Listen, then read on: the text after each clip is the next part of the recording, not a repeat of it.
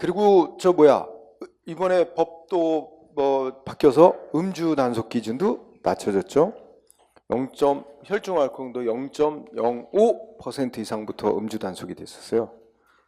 그런데 이제는 0.03%로 낮춰졌습니다. 0.03이면 그냥 보통 사람을 기준으로 보면 소주 한 잔 먹어도 나오는 수치래요. 0.03이.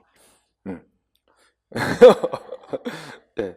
그리고 0.05는 한 두 잔 먹었을 때 보통 사람마다 체질이 또 다르니까. 그런데 통상인을 기준으로 두 잔 정도 먹으면 0.05% 정도 나온대요. 근데 그걸 한 잔도 이제 못 먹게 하기 위해서 0.03부터, 그리고 면허 취소 기준이 예전에는 0.1% 이상 나오면 면허 취소인데 요게 이제 0.08, 네, 0.03에서 0.08 사이 나오면 면허 정지, 그다음에 0.08 이상 나오면 면허 취소, 벌금도 상향 조정되고 뭐 이런 식으로 또 바뀌었다 그러고. 아까 이제 차 이제 운전하면서 오다 보니까 오늘부터 이제 집중 단속한다 그러더라고요. 뭐냐면 이제 안전띠, 뒷좌석까지 이제 안전띠 맨나 하는 거 하고, 또 요새 이제 자전거도 음주운전 금지거든요.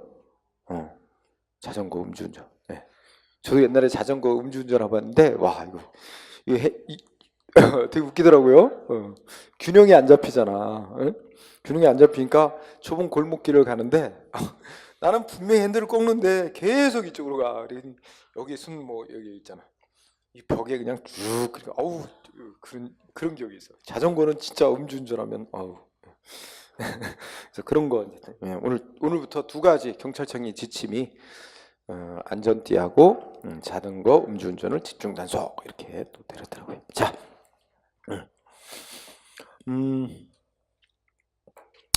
그래서 그랬더니 이제 어젠가 그 기사를 보다 보니까 이제 댓글에 그런 게 더 일리가 있더라고요. 그러니까 저녁 때 술 많이 먹고 아침에 술이 덜 깼는데 운전대 잡으면 이거 나올 가능성이 많아요.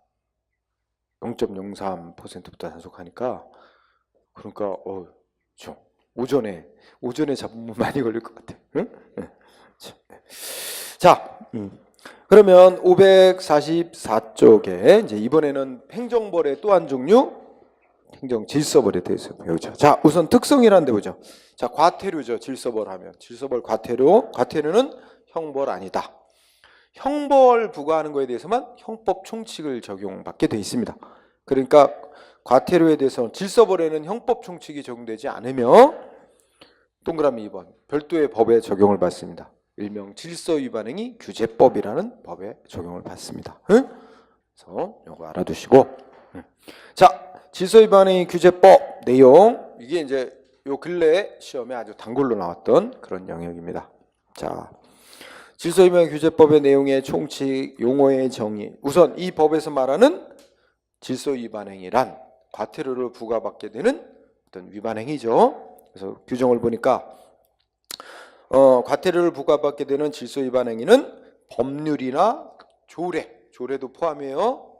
법률이나 조례에 정해진 의무를 위반, 법률이나 조례에서 정한 의무를 위반하여 과태료를 부과받게 되는 행위를 질서위반행위라고 한다. 그런데 셋째 줄, 다만 대통령령으로 정하는 사법상의 의무라든지 사법, 즉 민법 같은 거, 하여튼 사법상의 의무, 또 소송법상의 의무를 위반한 경우, 또 대통령령으로 정하는 징계 사유에 해당하여 과태료를 부과하는 행위는 마지막에 어떻게 돼요? 이거 포함해요? 이 법에 의해서 과태료 부과받는 행위로 포함시켜야 안 해요? 안 해요. 그건 별도로 한다는 얘기죠. 제외. 맨 끝에 포함이 아니라 제외예요. 그거 유의하시고. 그 다음에 행정청이란 우리가 행정법에서 말하는 행정청, 꼭 조직만 갖고 따지는 건 아니에요.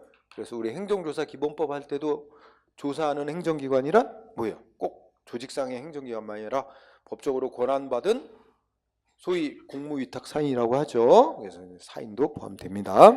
넘어가시고, 여기서 말하는 당사자는 위반자예요.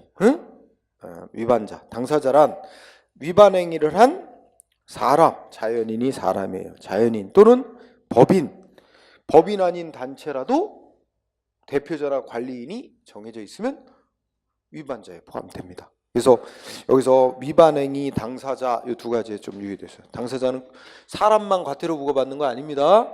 법인도 법인 아닌 단체도 당사자에 해당이 돼서 과태료 부과될 수 있습니다. 자, 그다음 방가로 2번 적용의 시간적 범위. 자, 동그라미 1번의 키워드는 위반행위가 인정이 되고 과태료를 부과하는 조치는 언제 어느 때 법을 기준으로 삼아요? 위반행위 할 당시 행위시입니다. 이게 키워드, 행위시가 키워드예요. 그러니까 우리 위반행위 할 당시에 법에 이런 행위는 과태료 부과한다 이렇게 돼 있어야 그 위반행위로 인정되고 과태료 부과될 수 있다는 겁니다. 행위 당시. 그러니까 행위 당시는 과태료 부과받는 행위가 아니었는데 나중에 법 만들어서 과태료 부과할 수 없다는 얘기죠. 행위시. 근데 이 행위시가 대원칙입니다. 그런데 동그라미 2번, 3번 예외 규정을 두고 있습니다. 그러니까 이 동그라미 2, 3번은 예외인데요. 동그라미 2번을 보면은 일단은 국민이 뭘 위반행위 했어요. 그런데 법이 바뀌었어요. 그래서 이제 위반행위가 아닌 걸로 됐어. 아니면 또 과태료 액수가 줄었어. 예전에는 그 위반행위 10만 원 과태료 이렇게 했는데 5만 원 부과로 줄었다든지 이렇게 되면 결과적으로 보면 위반행위가 있고 나는 어떻게 된 거예요? 국민한테 유리하게 법이 바뀌었어. 위반행위 행위할 때 위반행위가 있고 나는 국민한테 유리하게 법이 바뀌었으면 둘째 주 끝에 특별한 규정이 따로 없는 한은 어느 때 법 적용한다? 변경된 법. 유리하게 바뀐 법 적용해 주라. 잘 알겠어요. 특별한 규정이 없는 한 변경된 법을 적용한다. 변경된 법률. 그러면 3번도 마찬가지예요. 3번은 위반행위 있어갖고 과태료가 이미 부과됐어요. 부과됐는데 나중에 첫째 끝에 법이 바뀌어서 위반행위가 아닌 걸로 돼버렸어요. 이제 바뀌었어. 그러면 역시 어떻게 돼요? 특별한 규정이 없는 한 변경된 법을 적용해. 그럼 변경된 법 적용하면 과태료 징수 안 한다는 얘기잖아요. 부과는 했는데 징수를 안 한다 하는 얘기죠. 결국은 행위 당시를 원칙으로 하는 건데 이후에 국민에게 유리하게 바뀌면 특별한 규정이 따로 없는 한은 변경된 법을 적용해라. 자, 오른쪽에 3번 장수적 범위. 당연히 대한민국 영역 안에서 과태료 부과될 위반행위란 국민은 당연히 적용받는 거죠. 이 법에 따라 과태료 부과받게 되죠. 그런데 동그라미 2번 대한민국 영역 밖에 나가서 위반행위를 한 자에게도 이 법 적용됩니다. 과태료 적용돼요.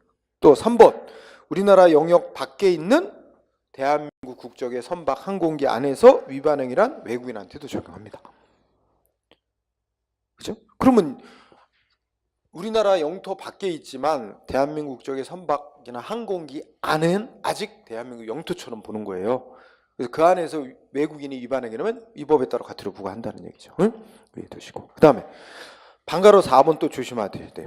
자, 과태료 부과, 징수, 재판, 집행 등의 절차에 관한 다른 법률의 규정. 그러니까 다른 법에서 과태료 부과, 징수, 이런 거에 대해서 이 법하고 다르게 이제 정해놓은 것들이 과거에 많았다 이거죠. 그러면 이 지금 공부해갈 이 질서위반행 규제법하고 다르게 정해져 있으면 어느 법 적용한대요? 이 법하고 다르게 정해져 있으면 이 법으로 따른대. 이 법에 따른대. 그럼 이 법이 무슨 법이야? 질서위반행위 규제법대로 한다는 거죠. 그 질서위반행위 규제법이 우선 적용된다는 말입니다. 그러면 이게 특이한 규정이라 시험에 잘 내요. 왜 그러냐면 보통은 이 법하고 다른 법률에 따로 규정이 있으면 그 법이 우선 적용되고 그 법에 없는 사항에 대해서 이 법 적용돼 이런 식인데 이거는 이미 다른 법률에 과태료 부과에 대해서 이렇게 돼 있더라도 이제부터는 다 질서위반행 규제법대로 한다는 거예요. 왜 그러냐면 옛날에 법마다 과태료 부과 징수 그러고 국민이 승복 못한다고 다투는 절차가 다 너무 달랐어. 법마다. 그래서 너무 혼란스러워서 통일하자. 아주 질서위반행 규제법이라는 법을 새로 만들면서 이제는 다 이 법대로 간다 이거예요. 그래서 요 점 유의하시고. 그 다음에 방가로 2번 성립 등에서 쌍가로 2번에 방가로 1번 질서위반행위 법정주의라 그래서 제목이 그렇게 되어 있고요. 자, 그 그대로 읽어보세요. 법률에 따르지 아니하고, 지금 법률에 의하지 아니하고는 어떤 행위도 질서 위반 행위라고 해서 과태료를 부과 못한다. 법률에 의해서만, 법률에 따라서만 과태료를 부과할 수 있다는 말이죠. 응? 이거 알아두시고. 그 다음에 위반자에게 뭐 없으면 과태료 부과 못해요? 예, 고의 또는 과실이 없으면 과태료를 부과 못한다. 응? 즉 위반 사실 하나만 가지고는 과태료 부과 못하고, 위반자에게 자기가 위반 행위라는 걸 인식하면서 했다든지, 응? 고의, 인식할 수 있었는데 주의를 기울이지 않은 과실이 있다든지 해야만 부과할 수 있다는 거예요. 바로 이거 책임주의 원칙을 적용하고 있는 거예요. 응? 알아두시고, 그죠? 그러면 밑에 판례가 이제 들어져 있는데요. 지금 이렇게 질서위반행위 규제법에서 위반자에게 고의 과실이 있어야만 과태료를 부과하도록 법이 이제 만들어졌지만, 이 법이 만들어지기 이전에는 위반 사실만 있으면 과태료 부과할 수 있는 거지, 위반자에게 고의 과실은 없어도 된다는 게 우리 대법원 판례 태도였어요. 그게 1번이에요. 1번은 그냥 읽고만 지나가시는 거예요. 그래서 이 법이 질서위반행위 규제법이 만들어지기 이전에 대법원 판례는 과태료는 형벌이 아니기 때문에, 응? 위반 사실만, 객관적으로 위반 사실만 있으면 부과할 수 있는 거지, 형벌처럼 위반 사실 이외에 위반자에게 고의 과실까지 있어야 될 필요는 없다는 태도였어요. 그런데 이제 이 판례의 입장은 유지될 수가 없겠죠. 이제는 질서위반 규제법이 위반 사실만 갖고는 안 되고 고의 또는 과실이 있어야만 과태료를 부과할 수 있도록 바뀐 거죠. 그래서 이제 그런 차원에 읽어보시는 거고. 그러면 판례 2번 체크하세요. 여기서는 2번이 제일 중요한 판례. 자, 2번에 보면 셋째 줄, 지금 현재 고의 과실이 있어야만 부과할 수 있도록 이렇게 법이 정하고 있기 때문에 질서 위반 행위를 한 자가 셋째 줄 끝에 뭐야? 자기한테는 책임 없는 사유로 위반 행위에 이르렀다. 다른 말하면 자기는 고의나 과실이 없다 이러고 주장한다 시죠. 그러면 어떻게 돼요? 법원은 행위자에게 고의나 과실이 있었는지 여부를 따져서 고의 과실이 있으면 과태료 부과 결정하는 거고, 응? 없으면 결정 못 내리는 거죠. 부과 결정. 그거 따져봐야 된다. 당연한 얘기죠. 2번 보시고요. 뒤로 가세요. 그 다음에 방가로 3번. 여기도 법조문 중요합니다. 자, 개인이 자기가 한 행위가 위법이 아닌 것으로 오인했대. 오인. 응?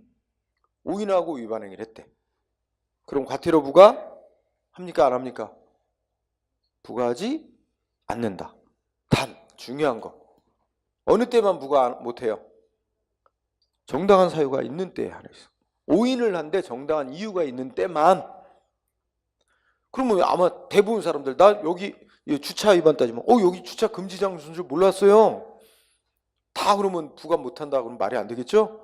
정당한 사유가 있을 때. 그러면 예를 들어 우리 가정에 보면 여기가 주차 금지 장소인데 주차 금지 표지판도 뭐 없다든지, 응? 표지판이 있긴 있는데 다 무슨 나무 가로수에 가려서 하나도 안 거의 안 보인다, 뭐 이런 식의 사정이 있다면 이 우인한데 정당한 이유가 있다라고 인정받을 수도 있겠죠. 물론 판사가 판단할 일이지만. 그래서 여기에 중요한 건 오인을 한데 정당한 사유가 있는 때 하나예요. 이때만 부과를 안 한다는 거예요. 응? 그게 포인트고요. 자, 첫째 줄 또 책임 연령. 여기도 마찬가지로 14세. 응? 물론 당연히 뭐 없어도 만 나이로 따지는 겁니다만, 만 14세가 안 된 자의 위반 행위는 과태료를 부과 안 하는 게 원칙. 응? 특별한 규정이 없는 한. 첫째 줄. 그 다음에 5번 심신장애. 그러면 동그라미 1번. 여기 어떻게 돼요? 첫째 줄에 판단 능력이 없대요. 응? 그 단어, 판단 능력이 없는 자가 과태료 부과받을 위반 행위라면 어떻게 될까요? 과태료를 부과하지 않는다. 판단 능력이 없는 상태에서 위반 행위를 했다 그러면 부과는 안 한다는 거예요. 응? 부과해서는 안 된다. 하지만 2번, 판단 능력이 있긴 있는데 판단 능력이 미약한 자에 대해서는 어떻게 안 돼요? 과태료를 부과는 하는데 어떻게 해준대요? 감경해 준대요. 응? 깎아준대. 깎아준다. 그 다음에 세 번째, 그런데 단서, 사망, 스스로 심신장애를 일으켰어요. 그래서 위반한 자는 면제도 안 하고 깎아주지도 않고 그대로 부과한다는 얘기죠. 어떤 경우가 그럴까요? 지가 술 먹었어. 그리고 해롱해롱 판단 능력 없거나 미약할 수 있죠. 그런 자는 안 봐준다는 얘기죠. 응? 그래서 이렇게 정리하시고, 그 다음에 6번 6항 법인의 처리 등 있어요. 거기도 읽어보시면 법인의 대표자 또는 종업원이, 응? 그리고 예를 들어서 법인의, 그러니까 회사의 종업원이 회사 업무와 관련하여 질서 위반 행위를 해서 과태료 부과받을 위반 행위를 했어. 그럼 누구한테 과태료 부과해요? 그 위반 행위자한테 부과합니까? 회사 법인에게 부과합니까? 응? 그 법인에게 부과해요. 또 여기 또 이 첫째 줄에 중간에 법인 또는 개인 나오죠? 이 개인은 개인 사장 말하는 거예요. 고용주, 개인 사장. 그럼 개인 사장이 우리 치킨집 사장님 있잖아요. 근데 종업원이 과태료 부과받을 위반 행위를 했어. 그 업무에 관해서. 그럼 누구한테 부과해? 과태료를. 그 개인이 누구냐면 사장님이에요. 그렇죠? 위반한 행위자 말고 사장님한테 부과한다는 말이 돼요. 규정상. 아시겠죠? 그러니까 읽어보세요.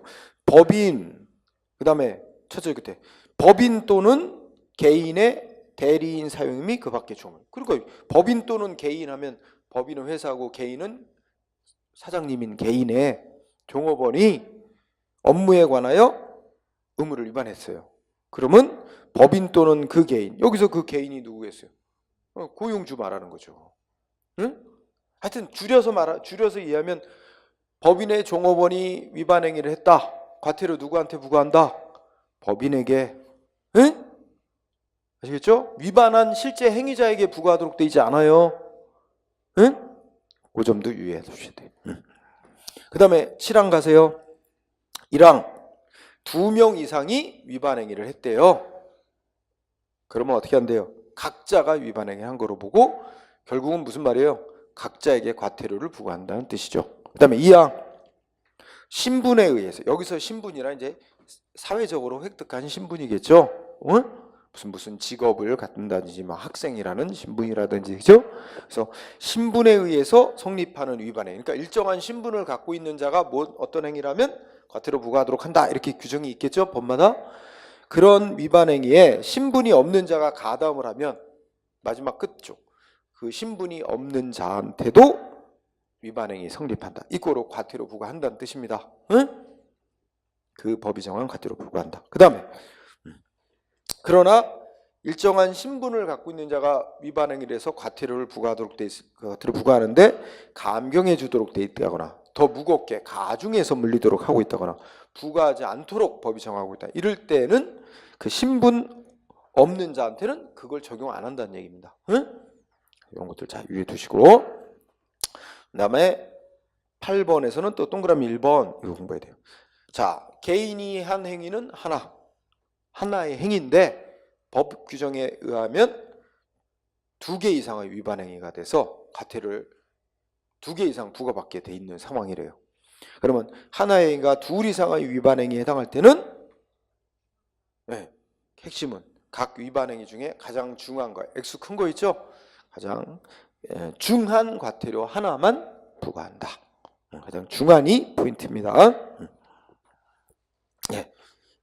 1항만 잘 공부하시고, 그 다음에 9항에 보면 과태료 부과할 때는 이런 것 저런 걸 고려해서 액수를 정하래요. 그래서 한번 쭉 읽어보세요. 첫째 끝에 위반 행위를 하게 된 동기나 목적, 위반 행위한 방법, 결과, 위반 이후의 당사자의 태도, 위반자의 연령, 무엇도 고려합니까? 재산 상태. 이런 건 좀 체크해 두세요. 위반한 자의 재산 상태도 고려해서 과태료 액수를 산정하래요. 응? 그죠? 이런 거 딱 잘라내서 위반자의 재산 상태도 고려해야 된다, 산정해야 된다. 이러면 이거 잘 체크 안 해놓으면 왜 위반자의 재산 상태를 고려할까? 의문을 가질 수 있어요. 규정이 분명히 재산 상태도 고려하게 돼 있습니다. 그 다음 시효. 과태료 부과해놓고 얼마 동안 안 걷고 있으면 징수 못해요. 응? 5년입니다. 행정청이 부과하건 법원이 과태료 이제 부과하는 걸로 확정난 후에 5년간이 키워요. 5년간 징수 안 하면 시효로 소멸한다. 응? 5년. 다만 동그라미 2항 보면 어떻게 돼요?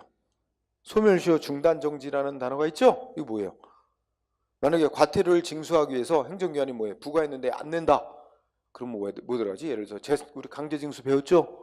재산 압류 조치를 들어간다든지 뭐 이렇게 되면 소멸시효 중단되는 거예요. 다시 5년의 시간을 또 벌게 되겠죠. 응?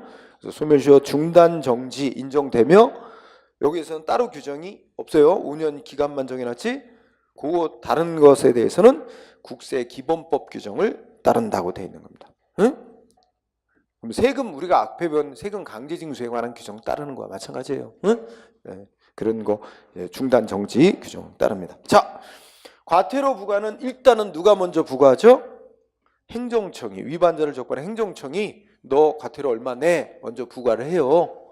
그리고 상대방이 나 승복 못해 그러면 이제 법원으로 넘깁니다. 응? 자, 그러면 행정청이 과태료 부과할 때 어떻게 해야 됩니까? 방가로 1번 동그라미 쭉 읽어보시면 행정기관이 질서 위반 행위자에 대해서 과태료 부과하려면 미리 당사자에게 대통령령으로 정하는 사항을 사전에 통지하고 10일 이상의 기간을 정하여 의견을 제출할 기회를 줘야 된다.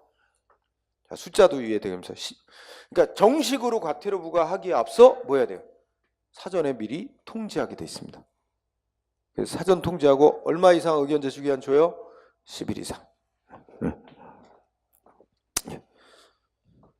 뭐 이항은 상대방이 의견 제출이 했고 의견 제출한 거에 상당한 이유가 있다 인정하면 뭐야? 부과 안 한다든지 뭐 반영할 수 있다는 거 넘어가세요. 그러면 방가로 2번 과태료 부과 행정청은 의견 제출 절차 마친 후에 서면 내지 전자서명으로 전자문서로 과태료를 부과하고 2항 과태료 카드로도 납부해도 돼요? 넘어가세요. 여기까지는 다. 3번이 중요합니다. 자진 납부. 자, 아까 얼마 이상 의견 제출 기한 주라고 돼 있어요? 10일 이상. 근데 상대방 10일 이상 그러니까 의견 제출 기한 내 의견 제출 안 하고 그냥 낸대. 자기 위반 인정하고 낸대. 그러면 어떻게 돼요?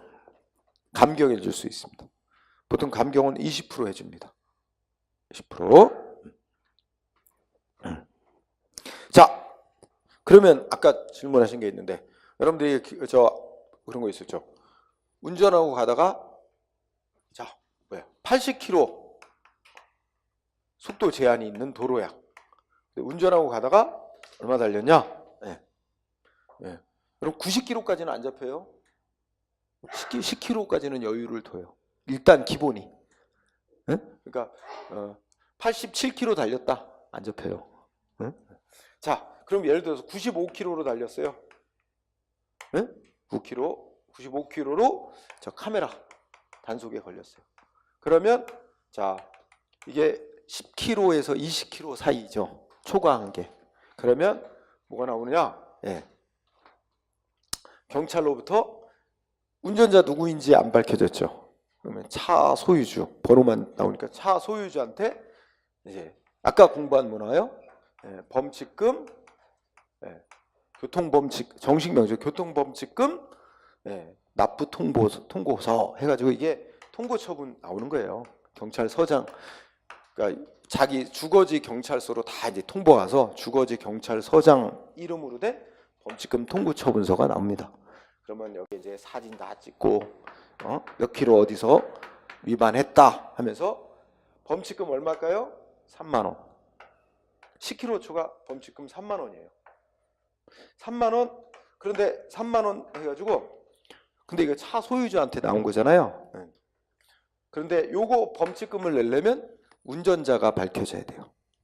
이렇게 하려면 가서 이제 내가 운전했다 밝히면 이제 3만 원 다시 납부하고 이거는 10km에서 20km 초과는 운전면허 벌점은 없어요. 20km 초과하면 벌점이 또 붙어요. 20km에서 40km 초과는 승용차라면 범칙금이 6만 원에다가 벌점이 15점인가 붙을 거예요. 운전면허 벌점이. 자, 이게 3만 원. 그럼 벌점은 없어. 10km 초과는. 근데 여기에 뭣도 같이 내냐? 같이 보통 이제 문서에 같이 써 있는데 이제 경찰서에 내가 운전했다고 해서 밝히지 않으면 여기다 이제 과태료 이게 납부 사전 통지서도 또 같이 나온 거 저도 같이 나오는 걸로 알고 있어요. 과태료 납부 사전 통지서 나와요. 응? 그래서 여기 규정된 대로 이제 10일 이상 의견 제출 기한 주면서 이래요. 대신에 과태료는 10,000원이 더 붙어요. 이 사안에. 4만 원이에요. 4만 원. 4만 원을 언제까지 납부하라. 근데 그리고 또 못 두는 또 있냐면 만약에 의견 제출 기한 10일 이상 줬는데 의견 제출 기한에 의견 제출 안 하고 바로 과태료로 납부하려면 깎아준대. 얼마 깎아주냐? 20%. 그럼 얼마예요? 네? 38,000원 깎아주는 거죠. 32,000원만 납부하면 됩니다. 다 써줘요. 네. 2,000원 차이 나잖아요. 그죠? 굳이 뭐 경찰서에 가고 이럴 필요 별로 없어. 그냥 이거 내지. 32,000원. 그죠? 네. 자, 그렇게 됩니다. 자, 그러면 뒤로 가보세요. 방가로 4번도 숫자가 중요합니다. 행정기관은 위반자에게 과태료 부과하려면 위반 행위가 끝난 시점부터 언제 안에 부과해야 돼요? 5년. 5년 지나버리면 부과 못하게 돼 있어요. 응? 그래서 첫째 끝에 위반 행위가 종료된 날, 만약에 다수인이 위반 행위에 가담했다면 최종 위반 행위가 종료한 날, 더 5년 안에 부과해야지. 5년 지나면 끝나는 거야. 부과 못해. 그러니까 둘 다 5년이네. 그러니까 위반 행위가 끝난 날로부터 5년 안에 부과해야 되고, 부과해 놨는데 또 5년 동안 징수를 안 하면 못 걷는 거예요. 징수권 없어지는 거죠. 응? 이렇게 됩니다. 그죠? 자, 그러면 행정기관으로부터 과태료 부과 사전 통지 통지서 받았어요. 그러니까 아까 과태료 부과할 때 사전 통지하고 10일 이상 의견 제출 기한 줬는데 뭐 의견 제출할 수도 있고 의견 제출 안 하고 있으면 없는 거로 보고 정식 부과합니다. 정식으로 이제 4만 원 납부하라. 아까 이 경우는 그렇게 통지서가 나와요. 나오면 승복 못 하겠어 나는. 그러면 어떻게 돼요? 거기 동그라미 1번. 정식 과태료 부과 통지를 받은 날부터 며칠 내? 60일. 60일 안에 과태료를 부과한 해당 행정청에 서면으로 이의제기할 수 있다. 그죠? 이때는 승복 못한다고 가만히 있으면 안 돼요. 이게 통고처분하고 차이예요. 아까 배운 통고처분은 어떻게 돼요? 벌금 대신에 너 위반한 거에 돈 얼마네? 부과받고 나 승복 못하면 가만히 있으면 돼요. 납부하는 기간 지날 때까지 가만히 있으면 자동으로 이제 재판에 넘겨져서 난 법정 가서 싸우면 되겠잖아. 근데 여기는 가만히 있으면 안 돼요. 가만히 있으면요 계속 연체이자가 붙어요. 응? 그리고 강제징수 들어와요. 그러니까 가만히 있으면 안 됩니다. 이때는 60일 안에 이의제기를 해야 돼요. 그래서 동그라미 2번 이의제기를 딱 행정청에다 이의제기를 하면 어떻게 된대요? 행정청이 과태료 부과 처분한 거 어떻게 된다고요? 없어지는 거야. 효력 상실. 중요한데 효력 상실이에요. 이거 시험 문제 낼 때 집행 정지된다 이런 식으로 속여요. 효력이 상실이에요.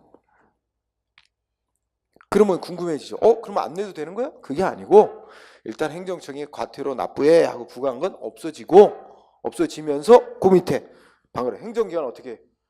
그러면 법원에 가서 해결하자. 그래가지고 첫째 줄 행정청은 이의제기 받은 날부터 14일 이내에 서류 첨부해서 법원 위반자의 주소지를 관할하는 지방법원으로 통보합니다. 응? 이제 재판으로 가는 거죠. 응? 그러니까 행정청이 먼저 부과하고 기한 내에 납부하면 그걸로 끝나는 거고 상대방은 승복 못하면 가만히 있는 게 아니라 이의제기를 하면 행정청이 부과한 건 없어지면서 법원에 넘기는 거예요. 행정청이. 응? 위반자 주소지 관할 법원에 넘기는 겁니다.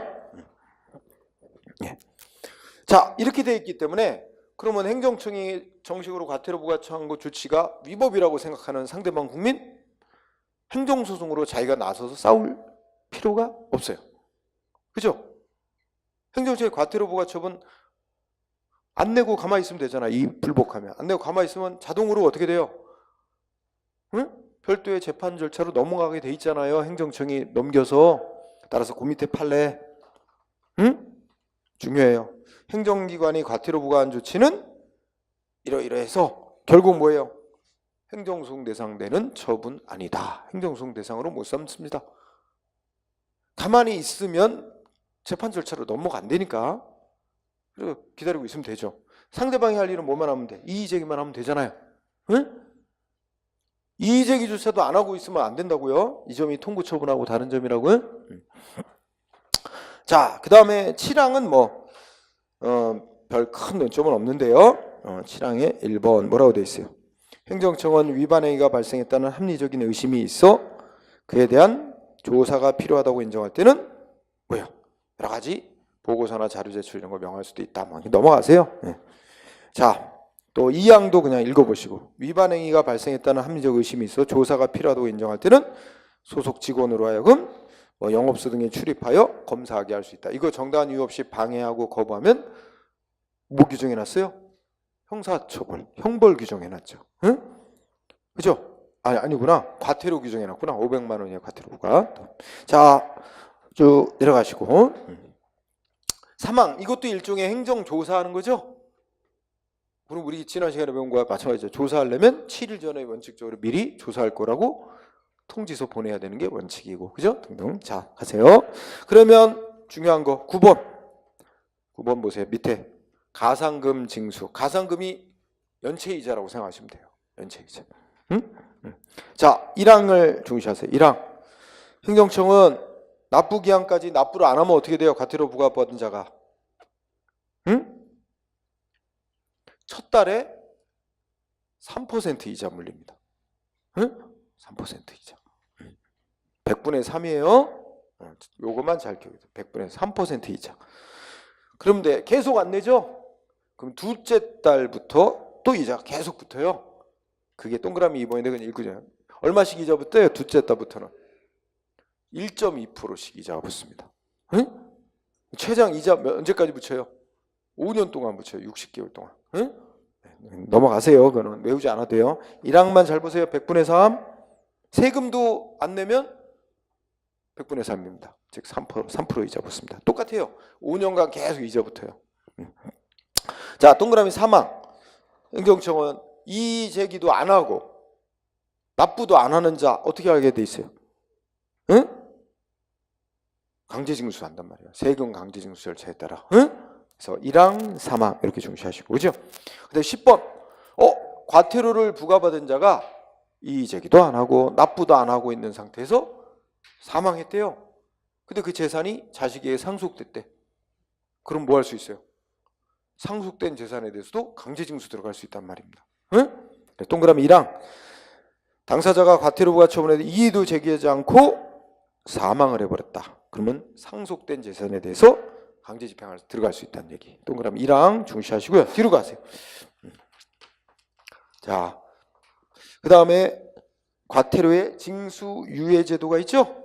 요거는 뭐 그렇게 크게는 신경 쓰지 마시고, 가난한 사람인데 여러 가지 이제 어려운 처지에 있는 사람인데 과태료를 부과했어. 위반 행위했다고. 근데 낼 수가 없는 처지에 있는 사람은 어떻게 해줘?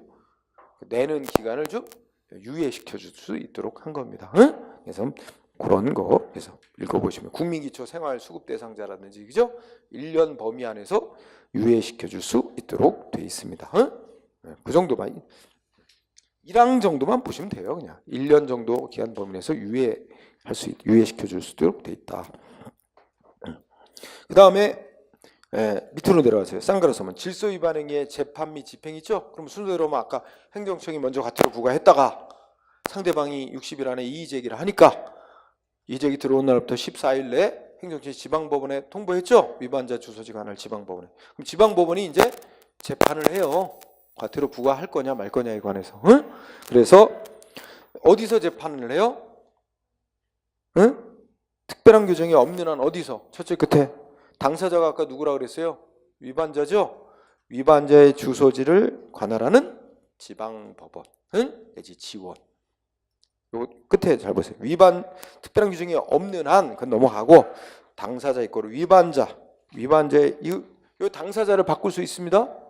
누구로 바꿀 수 있을까요? 틀리게 만들면 행정청, 과태료 부과한 행정청의 주소지를 관할. 이러면 안 되죠. 위반한 당사자, 위반자의 주소지를 관할하는 지방법원 또는 그 지원에서 재판을 한다는 얘기예요. 응? 예. 그다음에 오른쪽에 뭐 신문하고 뭐 당사자 얘기도 들어야 되고 뭐 등등이 있죠. 예. 자, 그리고 방가로 4번 또 읽어보면 법원은 꼭 당사자가 주장하는 것만 듣고 재판을 해야 되는 게 아니고 뭐 해야 된대요? 직권으로 조사해야 된다. 응? 네. 그죠? 직권으로 증거 조사할 수 있도록 돼 있다는 점. 그 밑에 판례는 뭐 아주 중요한 건 아닌데 법원은 과태료 부과할지 여부를 재판할 때 소송 기록에 현출은 나타나 있다는 뜻이죠. 이런 말 좀 안 쓰면 좋겠어. 그냥 나타나 있는 하면 다 알아먹는 걸 이런 괜히 잘 쓰지도 않네. 한자만 쓰다 말이야. 법원으로서는 소송 기록에 나타나 있는 사항에 관하여 직권으로 증거 조사를 하고 이걸 기초로 판단할 수 있는 거지.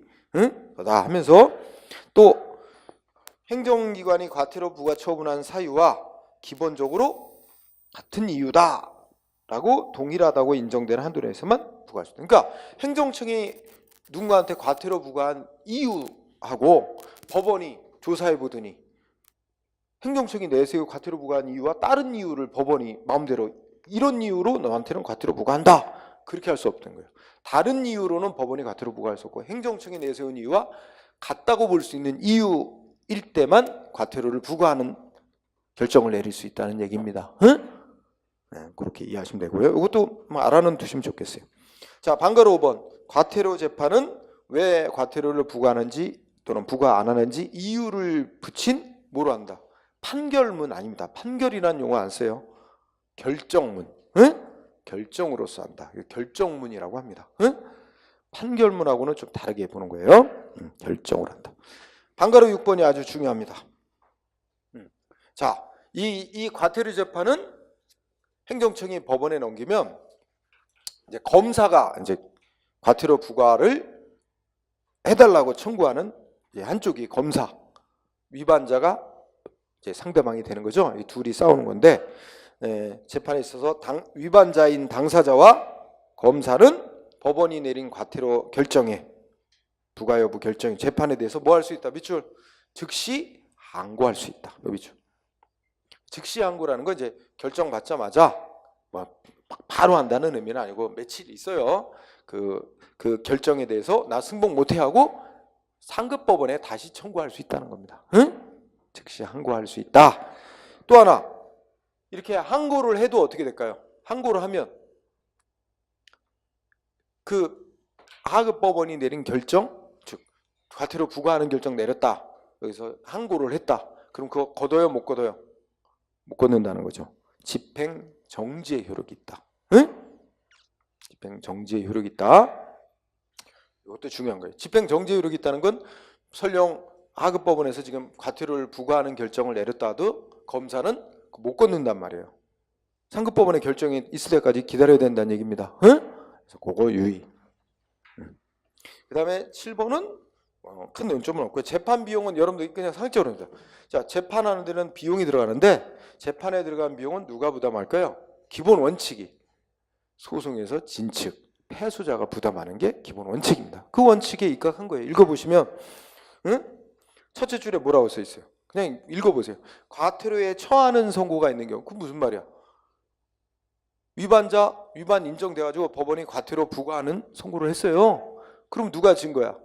그 위반자가 진 거잖아. 그리고 걔가 부담해야지. 반대로 어떻게 돼요? 동그라미 2야. 아, 그리고 두 번째 줄에 그 위의 경우는 국가가 부담하는 거죠. 예? 넘어가세요. 그냥. 당연히 그런 얘기고요. 예. 8번에 또 시험 문제에 나오는 게 있습니다. 8번에 동그라미 1번. 과태료 재판은 검사의 명령으로 집행한다. 검사의 명령으로 집행. 그러니까 법원이 과태료 부과하는 결정을 내렸어요. 응? 그러면 그 징수 이런 거 집행하는 건 그 결정 집행하는 건 누가 한다고요? 검사가 집행하는 권한자라는 얘기입니다. 응? 네, 검사가 집행 권한자다. 이게 포인트예요. 응? 자, 집행하는 거는 뭐예요? 거기 나왔듯이 민사집행법 또는 우리가 어떻게 돼요? 앞에서 보면 강제징수 절차 이런 방법에 따라 독촉하고 안 내면 압류 들어가고 뭐 이런 식으로 할 수 있다는 얘기죠. 응? 넘어가세요. 뒤에 가세요. 자, 9번 보세요. 과태료 집행, 과태료 재판 결과 집행하는 거 걷는 업무를 위탁할 수 있어요. 검사가. 그죠? 그래서 그냥 읽어보세요. 동그라미 1번. 검사는 과태료를 최초에 부과한 행정기관에 대해서 집행, 위탁할 수 있고, 그죠?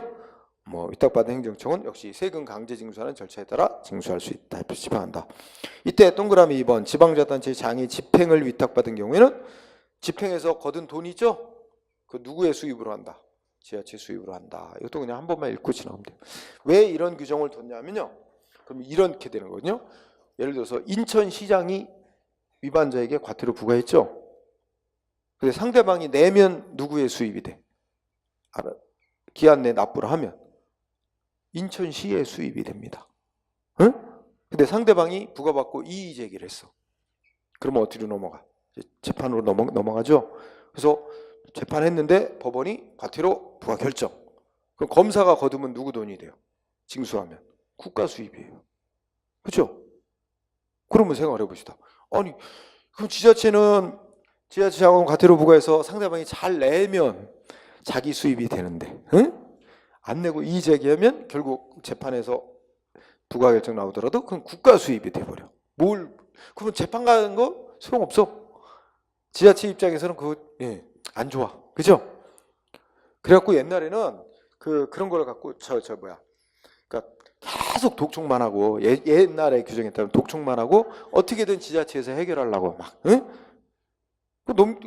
넘어가서 재판으로 가서 걷어봐야 다 국가 수입이 돼버리는 것뿐이니까 지자체는 하든 자기한테 이득도 없으면서 그런 문제점을 해결하기 위해서 일단 애초에 지자체장이 과태료를 부과한 건데 이의 제기 들어와서 재판에서 부과하는 결정이 내려져서 그러면 검사가 지자체장한테 그러면 징수하는 건 너한테 위탁한다. 이러면 거두면 지자체 수입이 되도록 이렇게 해놨다는 거예요. 그런 과정이 있습니다. 읽고 지나가시고. 자, 약식 재판. 원래 정식 재판은 어떻게 하는 걸까요?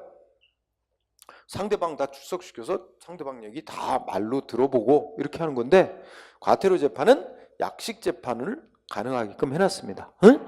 그래서 1번을 보면 재판할 수도 있어요? 신문 없이. 그리고 당사자 원칙은 정식 재판하는 건데 법원이 필요하다고 상당하다고 인정하면 신문 없이. 응? 신문 없이 하는 건 당사자 출석 안 해도 된다는 얘기예요. 신문 없이 재판할 수도 있다. 응? 물론 이런 약식 재판 신문 없이 과태료 부과 결정 내려지면 당금 위반자는 나 이거 승복 못해. 정식 재판 청구할 수도 있어요. 다시. 응? 그래서 밑에 그냥 읽어보세요. 모르면 그냥 6항에 보면 약식 재판은 이의 신청 기간 내에 이의 신청이 없는 때 뭐 이런 때 확정이 되는데 7번 법원은 이의 신청이 적법하다고 법원이 받아들이면 약식 재판은 그 효력을 잃는다. 이런 규정도 있죠. 쭉 그냥 읽고 지나가세요. 그러면 다시 정식 재판해야 된다. 자, 오른쪽으로 가시면 자, 이 553쪽인가요? 자, 과태료 안 내는 자들 있죠? 여러 가지 불이익 조치들을 많이 도입해 놨어요. 그래서 제목 관화사업 제한할 수 있습니다. 관화사업 제한이라는 항목 찾으셨어요? 네, 보세요. 관화사업이란 말은 행정기관의 인허가 사업 이런 거죠. 응? 신고나 등록하고 해야 되는 사업 이런 건데 이랑 읽어보시면 이랑 자세히 내지도 않습니다. 제목만 관화사업 제한 조치할 수 있게 돼 있다. 한번 읽어보실까요? 행정청은 행정기관으로부터 허가, 인가, 면허, 등록 이런 거 받고 해야 되는 사업을 경영하는 자가 해당 사업과 관련된 위반 행위로 과태료를 3번 이상 부과받는데 다 안 내고 있고, 응? 또 안 낸 지 각각 다 1년이 지났고 안 낸 액수 합이 500만 원 넘는 자 중에서 어떻게 돼요? 응? 특별한 천재지변 등의 특별한 이유도 없이 안 내고 있는 자에 대해서는 뭐 할 수 있어요? 쉽게 말하면 영업정지, 허가 취소 이런 거 시킬 수 있다. 이렇게 돼 있죠? 그래서 일정한 요건에 해당하는 자한테는 인허가를 안 내주거나 내줬던 거를 이제 취소 정지시킬 수 있도록 그렇게 권한을 한 거예요. 옛날에 과태료 되게 많이 안 냈어요. 응? 자, 그 다음에 두 번째. 이거 신용정보 제공이 있어요. 응? 신용 떨어뜨리는 거죠? 그래서 은행 같은 데 다 통보해 줍니다. 금융기관에 통보해서 신용 떨어뜨리면 어떻게 될까요? 응? 대출 받는데도 제한이 있게 되고, 그죠? 등등. 이렇게 압박을 하도록 합니다. 신용정보도 제공하게 돼 있다. 이 제목만 공부하셔도 돼요. 응? 그 다음에 또 뭐 또 할 수 있어요? 응? 방가로 4번. 뭐 할 수도 있어요? 잡아 가둘 수도 있어요. 네? 감치. 그래서 1항을 읽어보면 어떤 자냐면 두째 줄부터 쭉 읽어보세요. 외울 필요 없어요. 과태료 부과받는데 3건 이상 부과받았는데 안 내고 있어요. 3건 이상. 더더군다나 안 낸 지 또 1년 지났어요. 그리고 안 낸 액수 합이 얼마래? 1,000만 원이 넘어. 그리고 돈도 있어. 응? 돈도 낼 능력도 있는데도 안 내는 자다. 이렇게 이제 고액의 상습 체납자다. 이러면 검사가 판단을 해요. 이 자식은 안 되겠다. 그러면 어떻게 돼? 검사가 법원에다가 신청을 합니다. 얘를 좀 잡아가다 주세요. 사람의 신체를 구금하는 건 법원의 판정에 의해서만 가능한 거예요. 응? 그러니까 검사가 마음대로 잡아가둘 수는 없고 검사가 법원에 신청을 하면 첫째 줄, 법원은 검사의 청구를 받아 법원이 결정 내려요. 응? 이 요건에 해당한 자로서 검사가 얘를 좀 일정한 장소에 가다 주세요 하고 신청하면 최대 30일 범위 안에서 납부할 때까지 마지막 줄로 가면 여섯째 줄, 감치에 처할 수 있다. 그죠? 감치라는 게 일정한 장소에 가둬두는 겁니다. 응? 그래서 여러분들이 기억하실 건 검사가 청구, 법원이 결정 내리는 겁니다. 최대 30일 범위 안에서 일정한 장소에 가둬두는 결정을 할 수 있도록 돼 있습니다. 그 다음에 5번째는요. 자동차 관련 과태료 체납자. 여러분들 자동차 관련 과태료는 뭐 속도 위반 과태료도 있고 아까 주차 위반 과태료도 있고 이 많은 경우 과태료를 잘 안 내는 편이에요. 왜냐면 우리 아까 그런 거 있죠. 아까 통고처분 있죠. 이거 현실인데 통고처분을 받고 과태료를 통고처분을 받고 범칙금이라고 납부를 안 하죠. 1차 납부기간 경찰서장이 통고처분 얼마 내라 했는데 안 내면 1차 납부기간 10일 지나면 20% 이자 붙어요. 이자세요. 응? 신호위반으로 현장 적발돼서 경찰로부터 통고처분 6만 원 받았죠. 1차 납부기간 10일 안에 안 내면 20% 12,000원이 더 붙어요. 72,000원을 내야 돼. 근데 또 안 내죠. 그러면 2차 납부기간 또 줘요. 여기에는 또 몇 프로인가? 50%? 아니야, 50%가 내가 잘못 기억하는지. 하여튼 뭐 이자가 또 붙어. 근데 총 합쳐서 1차 납부기간 10일, 2차 납부기간 20일 지나도록 안 내죠? 경찰서장이 운전면허 정지시킬 수 있어요. 면허 정지시키면 그러면 이제 아까 말한 대로 즉결 심판이라고 해서 재판 넘겨요. 재판 넘겼는데 재판에도 안 나와. 그 면허 정지시킬 수 있어요. 40일 면허 정지. 그러니까 통고처분은 안 내지 않아요. 거의 다 면허 정지 받고 이럴 수 있으니까 다 내요. 근데 이제 과태료는 안 내도 과태료 안 낸다고 면허 정지 취소 당할 우려가 없거든. 대부분 다 안 내. 예전에 엄청 많이 안 냈어요. 그러다가 이제 언제 내냐? 차 팔 때, 중고차로 팔 때. 그때는 이게 이제 중고차 팔려면 이게 뭐가 돼요? 이제 매매에 대해서 무슨 등록하고 해야 되잖아. 그러려면 그게 요건이야. 등록을 받아주는 요건이 과태료 같은 거 다 체납한 거 다 납부가 돼야 되거든. 응? 그 사는 입장에서는 그 사람이 그걸 다 납부했다는 걸 전제로 해서 자기가 등록을 해야 되니까. 그래서 그때 다 한 번에 정리하면 되지. 그러고 대부분 안 냈어요. 그런 게 문제가 많죠. 그래서 그게 이제 누적 많이 되고 이렇게 문제가 되니까 그러니까 지자체 입장에서는 또 이제 세금 수입은 줄어들고 하니까 이런 것도 거들어 다니고 막 그러잖아요. 응? 그래서 예전에 인천이 지금 빚이 많죠. 인천광역시는 빚이 엄청납니다. 아시안 게임 뭐 등등 해가지고 빚더미에 올라앉아 있습니다. 응? 제일 빚을 많이 졌을 때가 그 원인이 아시안 게임 루치하고 한 저기죠, 안상수 시장 때죠. 그래갖고 그 다음 시장이 누구야? 송영길 시장인가? 뭐 그때는 또 아시안 게임을 포기하려고도 했대요. 근데 그게 또 이미 안 되나 봐. 그때 와서는 이미 늦어서. 그래갖고 막 어쩔 수 없이 했는데 하여튼 빚을 많이 져서 뭐 어렵죠. 빚만 있나? 갚아야 될 빚에다 이자가 또 엄청나니까 그만큼 세금을 받아도 쓸 돈이 없는 거예요. 거기 다 또박또박 나가게 되니까. 그러니까 이제 여러 가지 어려움이 있죠. 그래가지고 또 예전에 신문 기사 보니까 막 직원들한테 다 할당해가지고, 응? 돌아다니면서 이거 자동차 관련 과태료 납부 안 하는 거 이거 다 거두라고, 족발해가지고 거둬오라고 할당 내렸다고 뭐 그런 거 지시도 나오고 하더라고요. 그래서 뭔 제도 있냐면 자동차 관련된 과태료를 안 내는 자들은 번호판을 떼갈 수 있게 놨어요.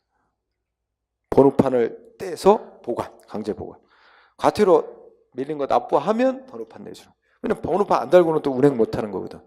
그러니까 그래서 이건 제목으로 자동차 관련 과태료 체납제에 대해서는 번호판을 강제로 떼서 보관할 수 있도록 영치제도도 이 법이 규정하고 있다. 응? 그래서 과태료 납부 불이행에 대해서 이런 여러 가지 제재 조치를 도입을 했습니다. 그래서 지금은 이제 과태료를 부과받으면 내는 게 제일 좋아요. 응? 내는 게 좋죠. 과태료가 싸지만 않아요. 아까 보면 뭐 조례 위반하면 1,000만 원 이하의 과태료, 더 많은 것도 있습니다. 과태료 국가의 법령에 의하면, 그죠? 우리 과태료 하면 또 신문에 기사에 많이 나왔던 게 선거법 위반, 그죠? 선거에 출마하려는 자로부터 무슨 뭐 식사 대접 받고 관광 가고 이런 거 있잖아요. 그럼 동네 어르신들 뭣도 모르고 응? 갈비탕 한 그릇에 관광. 그럼 예를 들어서 한 2만 원 정도의 접대 받았다. 이거 적발되면 어떻게 돼요? 법이 예전에 처음 만들 때는 50배의 과태료를 부과하게 돼 있어요. 그 2만 원이면 얼마예요? 50배면? 응? 100만 원의 과태료를 부과하게 돼 있었어요. 근데 그게 또 문제가 있었어. 저기 어디더라? 저 부산에선가 무슨 선거에 출마할 뜻이 있는 사람이 괜히 멸치 상자 막 이런 거 보내온 거야, 선물로. 근데 그 사람은 제가 요구해서 받은 것도 아니고 집에 있는데 택배로 보내와서 그냥 갖고 있었는데, 그래가지고 그 사람 과태료 막 엄청나게 나오니까 이거 갖고 위헌 신청을 했어요. 근데 받으려고 했던 것도 아니고 지가 알아서 어떻게 주소를 알았는지 보내왔는데 일률적으로 50배 부과하는 게 말이 되냐? 법률 50배 부과하도록 하는 법률은 이런저런 사정을 헤아리지 않고 무조건 50배. 이건 위헌 판정 나왔어요, 헌법재판소. 지금은 50배 이내에서 과태료 부과할 수 있다. 그러니까 꼭 50배가 아니라, 그래서 여러 정황을 고려해서 선관위가 액수를 정하죠. 그럼 아까 같은 경우 최대 100만 원까지 부과될 수 있는 거예요. 마을 어르신들 온 동네가 난리 나는 경우가 있다는 기사가 나오는 게 그런 거예요. 그죠? 뭣도 모르고 주는 사람도 처벌, 받는 사람도 처벌. 선거법, 그죠? 근데 상식적으로 생각해 보면 우리 옛날 어르신들 그런 거 하죠. 아이고, 주는 거는 그냥 받아 먹고 찍을 때만 바로 찍으면 되지. 근데 그 사람들도, 주는 사람도 바본가? 주면 뭔가 효과가 있다는 걸 아는 거예요. 사람이라는 게 이게 주면 뭔가 똑같으면 그냥 준 사람 찍지. 근데 이게 아니거든. 그래서 왜냐하면 준 사람 입장에서는 그만큼 돈을 많이 쓰죠. 그럼 자기가 당선되면 그만큼 뽑을 생각을 갖고 있는 거예요. 누가 다 자기 돈 쓰고 그렇게만 생각하겠어요. 그럼 그만큼 다 더 부정부패를 할 가능성이 높은 거예요. 그냥 깨끗하게 안 주고 안 받는 게 최고 좋은 거죠. 응? 그래서 주고받는 것 자체를 다 처벌하겠다는 취지로 선거법이 이제 바뀌어서 그렇게 된 거죠. 자, 우리 과태료와 관련된 질서유명규제법은 아주 단골 출제 영역, 그죠? 자, 여기까지 하시고 잠깐 쉬는 시간을 또 갖다가 갖죠.